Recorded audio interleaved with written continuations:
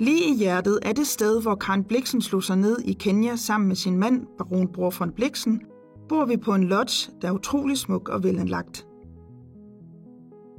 Den ligger kun få 100 meter fra Karen Blixens museum, som er et af de huse, hvor Karen Blixen boede i sine 17 år i Kenya. Museet åbnede i 1985 og er i dag omgivet af en stor park, som de lokale bruger som et grønt rekreativt område.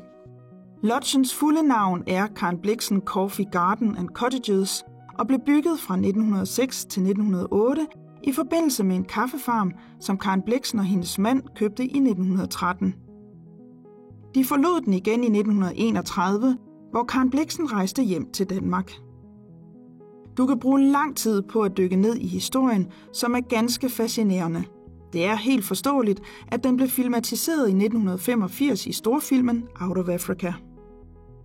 Selvom det her sted det er meget anderledes end på Karen Blixens tid, hvor det var omgivet af savanne, så er her alligevel meget fredfyldt.